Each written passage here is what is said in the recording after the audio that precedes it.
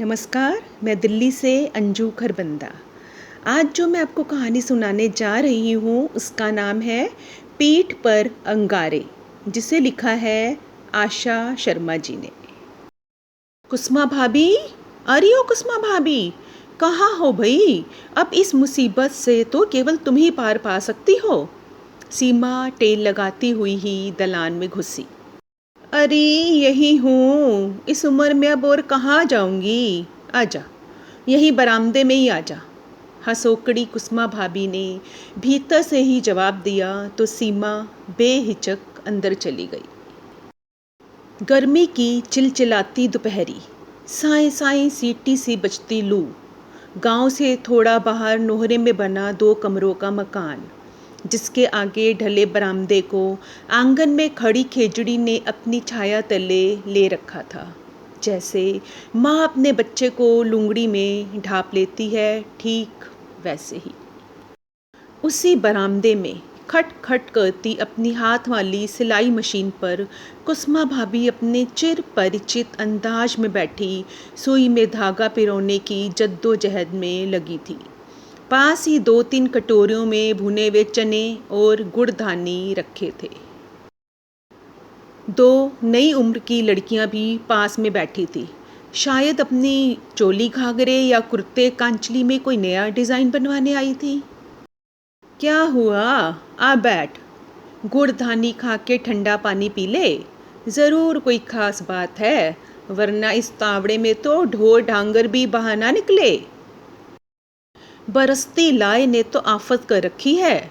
कुसुमा भाभी ने मशीन परे सरका दी तो सीमा ने काक से निकाल कर एक कपड़ा ज़मीन पर बिछी दरी पर पटक दिया। भाभी, 4 दिन हुए आई हूँ सासरे से। अपनी खातिर बिलोज सिल रही थी, बाजू गलत कट गई और कपड़ा भी ना बचा। अब तो तुम्हें कोई मार्ग सुझाओ भाभी। सीमा की आवाज़ में एक आस, एक भरोसा था। किसने की ये कलाकारी? कुसुमा हंसी। अरे और कौन करेगा भाभी, मुझसे ही हुई है। माँ ने फीता लेकर मेरा हाथ नापा, बाजू की गुलाई 9 इंच थी। मैंने उसको उल्टा पढ़ा और 6 समझा। माँ को खटका हुआ तो उसने कहा कि छोरी, इतनी कमज़ोर तो ना है तू। पर मुझ मूर्ख ने ही सोचा कि फीता झूठ थोड़ी नापेगा। बस 6 इंच का कपड़ा काट लिया। जब सिलकर पहना तो बिलोज कलाई में फंस गया। अब तो हम दोनों की सिट्टी पिट्टी गुम। एक तरफ अपनी अक्ल पे हंसी भी आ रही, दूसरी तरफ गुस्सा भी आ रहा। फिर माँ को तुम्हारा ध्यान आया और सारी परेशानी खत्म।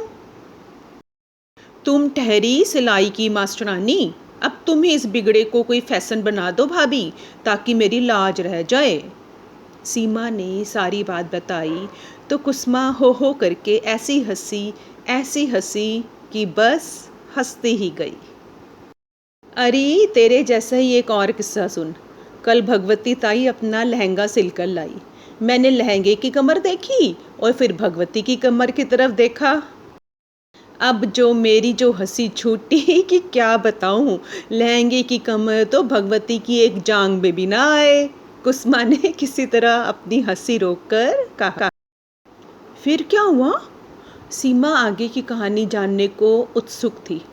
फिर मैंने लहंगे को ऊपर से काट कर भगवती की कमर में घुसने लायक बनाया। कुसुमा ने हंसते हंसते बताया। लेकिन ऐसे तो लहंगा छोटा हो गया होगा। सीमा को कुछ समझ नहीं आया। अरे यही तो हमने उस बिगड़े का फैशन बनाया। लहंगे के नीचे सुंदर सी झालर लगा दी, लहंगा भी लंबा हो गया और भगवती भी खुश। नई डिज़ाइन का लहंगा पहनकर नाचती फिरी पूरे गांव में। लहंगे की झालर दिखे इस मारे धोती भी 2 बिलोंग ऊंची बांध ली। कुसुमा ने ठहाका लगाया। बस भाभी, तेरी यही खासियत ही तो मुझे यहाँ तक खींच कर लाई है। इस बिगड़े बिलोच को भी किसी तरह सुधार दे। सीमा ने मिन्नत की। तो ऐसा कर, इस बिलोच को मेरे पास छोड़ जा। कल इसी टाइम पर आ जाना। ऊपर वाले ने चाहा तो कुछ ना कुछ उपाय हो ही जाएगा। दूसरे दिन अपनी माँ के साथ बिगड़े ब्लाउज़ को देखने आई सीमा के आश्चर्य की कोई सीमा ही ना रही। उसका बिगड़ा ब्लाउज एक ऐसी खूबसूरत चोली बन गई थी जिसे लुगड़ी में छिपाने का भी मन न करे। कुसुमा ने उसकी बाह को छोटा करके उसे कंधे के ऊपर गोल काट दिया, वहीं जहाँ नर्स बाई सुई लगाती है। फिर उस कटे हुए गोले को दूसरे रंग के कपड़े से बनी आड़ी तिरछी पट्टियों से पाट दिया। ऐसा ही एक गोला ब्लाउज की पीठ पर भी बना दिया। बस हो गया बिगड़े का नाम फैशन। मैं न कहती थी सीमा, कुसुमा के हाथ में हुनर है। गांव में ना होती तो आज कहाँ की कहाँ पहुंच गई होती। अरे घर के सामने लंबी लेन लगी होती। सीमा की माँ ने ब्लाउज को प्रशंसा से उलट पुलट करते हुए कहा। लंबी लेन की चाह किसे थी काकी, बस एक वो ही खड़ा रहता निजरों के सामने। कुसुमा ने आगे की बात अधूरी ही छोड़ दी। भले ही कुसुमा ने कुछ नहीं कहा, लेकिन काकी उसके भीगे शब्दों की नमी को महसूस कर रही थी। उसने 50 का एक नोट मशीन के नीचे दबाया और उठने लगी। रहने दो काकी, छोरी के काम का क्या दाम लेना। कुसुमा ने वो नोट वापस उनकी तरफ बढ़ा दिया। रख ले कुसुमा, तेरी मेहनत के सामने तो ये मोल कुछ भी ना है। चलती हूँ, फिर आऊँगी। काकी ने कुसुमा के कंधे पर हाथ रख दिया। कुसुमा ने हमेशा की तरह आज भी अपनी आंखों का पानी नाक के रास्ते गले में उतार लिया। कुसुमा भाभी यानी कुसुमलता जब ब्याह कर आई थी तो सचमुच किसी बेल सी कोमलांगी थी। एक हरे बदन पर खूबसूरत चेहरा यूं लगता मानो नाजुक डाली के मुहाने पर ताज़ा खिला हुआ फूल झूल रहा हो। परवेज़ तो कुसुमा का दीवाना हुआ ही, पूरा गांव भी उसकी सुंदरता का कायल हो गया था। ऐसा रूप, ऐसा लावण्य तो केवल राजा रानी की कहानियों में ही सुना था। कुसुमा की सास यानी परवेज़ की अम्मा शांति ताई के तो पाँव ही ज़मीन पर ना पड़ते थे ऐसी फूटरी बीनरी को पाकर। आस पास के 100 गांव में ना मिलेगी मारी कुसुमा जैसी सुपातल लुगाई। निहाल होती शांति ताई फूल कर कुप्पे सी हो जाती। भरी दोपहरी मनचले देवरों के जमघट परवेज़ की तिबारी पे लगने लगे, मगर क्या मजाल कि कुसुमा की एक झलक भी देख पाते। रिश्ते और गांव गोहाड़ी की मुंह बोली नंदे कुसुमा के नए कपड़े जेवर छू छू कर देखती। लज्जाती शर्माती भाभी से रात में टूट कर राग बरसने के किस्से सुनती और अपने सपनों में उन पलों को जीती। कुसुमलता पूरे गांव की कुसुमा भाभी हो गई थी। कुसुमा केवल देखने में ही सुंदर नहीं थी, बल्कि पूरी चतुर लुगाई थी। क्या घर गृहस्थी के काम, क्या गीत मेहंदी में महारत, क्या सीना पिरोना, हर कला में निपुण। बस विधाता ने एक ही कमी रख दी थी, कमी भी ऐसी ठाड़ी कि कुसुमा की सारी चतुराई एक ही झटके में लील गई। हुआ यूं कि कुसुमलता फूल पत्तों से तो छाई थी, लेकिन उस पर कोई फल न लग सका। शादी को 5 बरस होने को आए, लेकिन अभी तक कुसुमा अपनी सास को मन बहलाने के लिए कोई जीता जागता खिलौना ना दे सकी। जबकि उसके साथ की ब्याही छोरी छापरियाँ कब की पोतड़ों को धोने सुखाने में उलझ चुकी थी। शुरू शुरू में तो परवेज़ ने भी बात हंसी ठिठोली में उड़ाई, लेकिन धीरे धीरे वह भी डरने लगा कि कहीं उसकी वंश बेल बिना फलों की ना रह जाए। फिर शुरू हुआ संतान प्राप्ति का अनुष्ठान। खूब गंडे ताबीज करवाए गए, मंदिर देवरों पर मत्था टेका गया। वैद्य हकीम की दवाई और सियाणों के झाड़े झापड़े भी जब बेसर हो गए तो शांति ताई ने कुसुमा को बांझ घोषित कर दिया। वह रात कुसुमा पर कैसी क़यामत बनकर टूटी होगी जब परवेज़ ने उससे अपनी दूसरी शादी के लिए हामी भरवाई थी। ये किसी साधारण व्यक्ति के महसूसने से बहुत बाहर की बात है। खैर, कुसुमा के दर्द से किसी को क्या लेना देना। वैसे भी स्त्रियों के दर्द देखता ही कौन है, उन्हें तो सिर्फ सहना होता है। धरती जो ठहरी, जिसका काम ही बीज को धारण करके उसे पौधे में परिवर्तित करना होता है। और जो धरती इसमें नाकाम हो जाए उसे बंजर ही कहा जाएगा ना। अब इस पीड़ को भोगती धरती अगर टेसुए बहाए तो भले ही बहाए। सुमा रोते बिसुरती ही रह गई और एक रात वह बासी फूल सी देवरे से हटा दी गई। औलाद की हूस के आगे कुसुमा का प्रेम और समर्पण हार गया। उसका रूप गुण किलकारियों की चाहत के आगे गौण हो गया। लेकिन कुसुमा के व्यक्तित्व का वो पहलू जो अब तक खुद कुसुमा ने भी नहीं देखा था, वो अपने पूरे ताव तनाव के साथ सामने खड़ा था। वो था उसका आत्मसम्मान।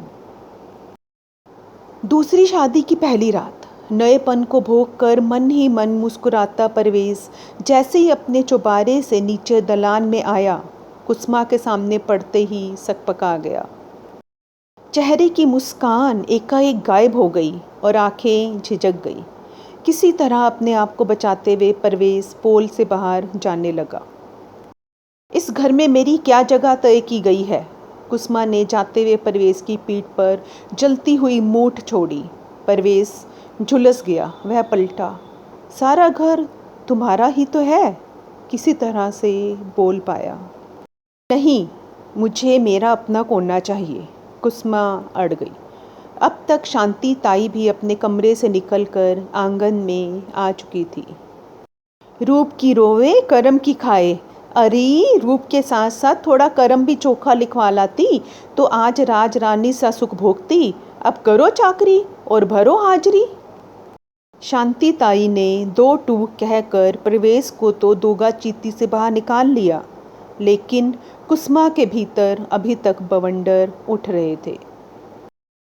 मुझे किसी की पातुर बनकर नहीं रहना, कुसुमा बोली। मतलब कहाँ जाओगी? क्या पीहर? परवेश पलटा। पीहर की आस होती तो आज सोच सीने पर ना सहती। यहीं रहूंगी, इसी गांव में, अपना कमाऊंगी खाऊंगी, किसी की मोहताज नहीं मैं। कुसुमा ने भी अपना फैसला सुना दिया। फैसला क्या था?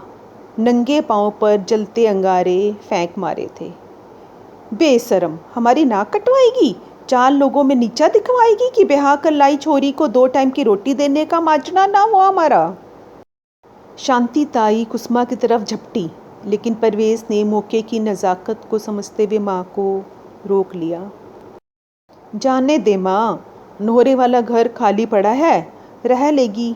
आज नाराज़गी का ज्वार है, कल उतर जाएगा तो थक हार के वापस आ जाएगी। परवेज़ ने समझाया तो शांति ताई मुँह मरोड़ कर चली गई। कुसुमा ने अपना डेरा नोहरे में डाल लिया। 2-4 दिन तो सोत का मातम मनाया। फिर दहेज में मिली सिलाई मशीन को साफ करके पुर्जों में तेल डाला और 2-3 दिन धूप में रखा। तीसरे दिन मशीन मक्खन सी चलने लगी। यूँ भले ही कुसुमा के लिए काला अक्षर भैंस बराबर था, लेकिन हाथ के हुनर को भला किसी बैसाखी की क्या दरकार। कुसुमा के पास गांव भर की औरतों के कपड़े सिलाई के लिए आने लगे।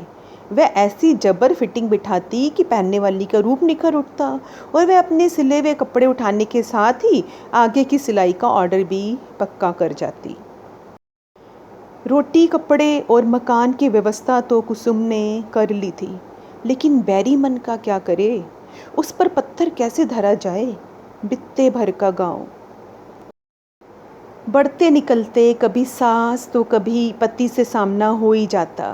कलेजे में एक हुक सी उठती थी। भीतर तक कसमसा जाती थी कुसुमा, लेकिन दिखावट में मुंह फेर कर निकल जाती, मानो कोई फर्क ही ना पड़ता हो। 5 बरस बीत गए।